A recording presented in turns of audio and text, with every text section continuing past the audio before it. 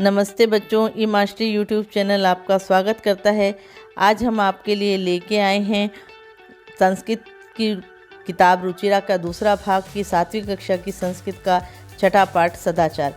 इसमें 6 श्लोक हैं और उनमें जीवन जीने के गुण बताए गए हैं कि आपके अंदर क्या क्या गुण होने चाहिए। आपको झूठ नहीं बोलना चाहिए, सच बोलना चाहिए, आलस्य नहीं करना चाहिए, माता पिता की सेवा करनी चाहिए, अपने दोस्त से कलह नहीं करना चाहिए।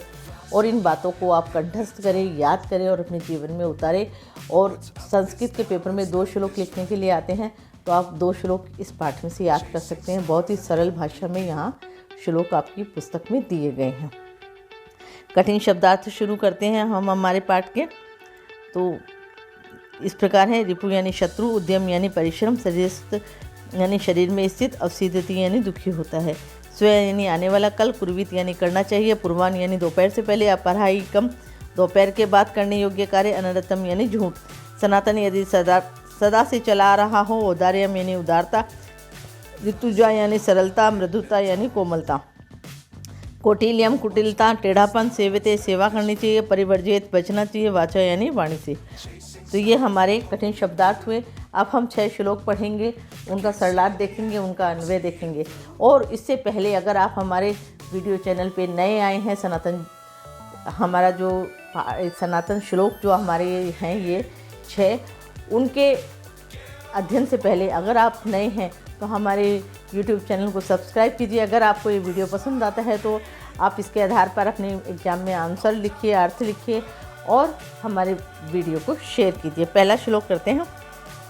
आलस्यम ही मनुष्याणाम शरीरस्थो महारिपु न अस्ते द्वित्समो बंधु कृत्वा यम नाव सीदति। इसका अन्वय है, ही आलस्यम मनुष्याणाम शरीरस्थ महान रिपु अस्ति, उद्यम समय बंधु न अस्ति, यम कृत्वा मनुष्य न अवसीदति।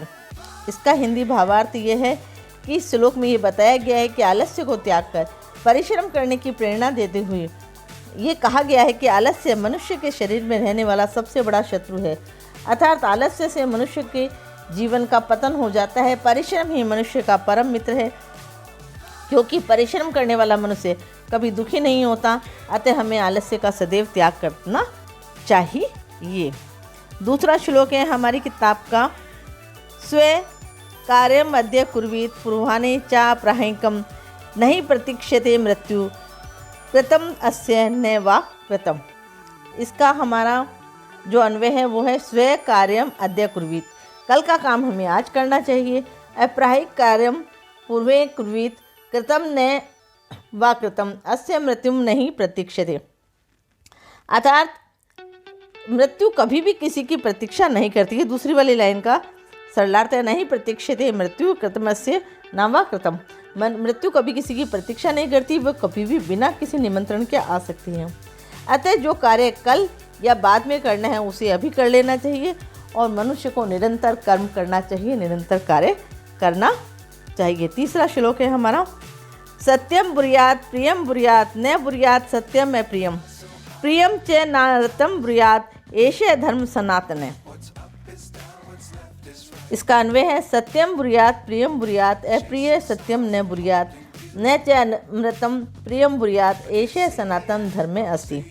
अर्थात इसमें यह बताया गया है कि हमें हमारे सनातन धर्म का निर्देश का पालन करते हुए सत्प्रेरणा दी गई है कि हमें हमेशा सच बोलना चाहिए, मीठा बोलना चाहिए, कभी भी दूसरे को बुरा लगने वाला सच अथवा असत्य प्रिय बात नहीं बोलनी चाहिए, क्योंकि इससे मनुष्य का अहित हो जाना चाहिए। अर्थात सच तो बोलिए, पर ऐसा सच भी नहीं बोलना जिससे किसी दूसरे का अनर्थ हो जाए।